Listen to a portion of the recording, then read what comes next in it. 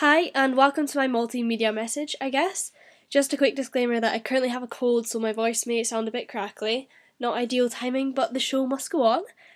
So my name is Annabel Burns, and I'm 19 years old. I was born in Aberdeen and grew up in a small coastal town called Stonehaven, just south of the city. In true essence of the scholarship, I'm just going to start with explaining a bit about my current leadership ventures. As I've said in my written responses, I'm captain of the women's tennis teams at university and I'm a qualified level 2 coach. Alongside the responsibilities that come with these roles, I like to think that I quote unquote take a lead of my own life due to the high work demand at uni. Organisation I find is key and is a vital part of the balance between sport and studies, and this also ties in well with my time management skills. In terms of growing up playing tennis, you might think that it's a really individual sport, but I can assure you that this isn't the case. My level of play has provided me with many opportunities to work and play as part of a team, from things like regional tournaments across Britain to playing with weekly district league matches with some of the older ladies in my club, so playing doubles every week. Um, though these are different standards of tennis, they both benefited me greatly. Give me more chances to practice communication skills and just in general giving me more confidence. Sally Ride is an incredible role model for pretty much every woman across the world in STEM environments, being the first female American astronaut in space turned physics professor at the University of California. The passion she had for her work is clearly shown here in this quote I found about her stance on feminism and inspiring younger generations. This sort of thing is what motivates me to do better. I want to be a role model that young girls often don't have.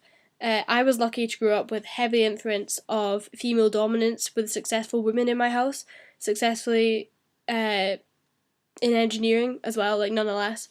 But I know for a fact that if I hadn't had this, I wouldn't have been inclined or even introduced to the thought of a career in engineering.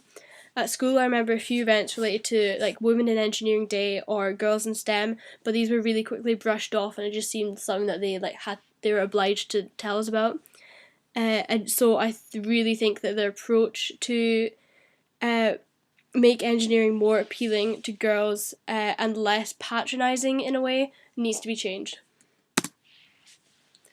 As you can see from this slide and the title, I've had so many opportunities to better myself in a team environment, and I wholeheartedly believe that this has been a massive part of my development, not just as a student or player but as an engineer. All the things that come with a team, like listening to each other, taking initiative in your own actions and your own tactics and things like that, has been insanely beneficial in all the other aspects of my life as well. I've gained confidence, which I've translated through to university, just speaking up in group projects, giving my opinions, just like making ideas flow instead of just keeping quiet. And I think that's really important with the prevalence of projects and meetings in the engineering industries. So it's just been a really enjoyable part of my life working in a team. And lastly, I'm just going to touch on the subject of self-motivation. I've always been interested in maths and sciences, so with a little push, engineering fits well with my natural abilities and interests. Doing something we're interested in makes you strive to do your best, so you're basically doing what you're passionate about, and I can show that I've got evidence of me doing this previously with my tennis, and this is no different, I believe. As a final note, I'd like to say thank you for taking the time to consider my application, and I hope to hear from the board soon.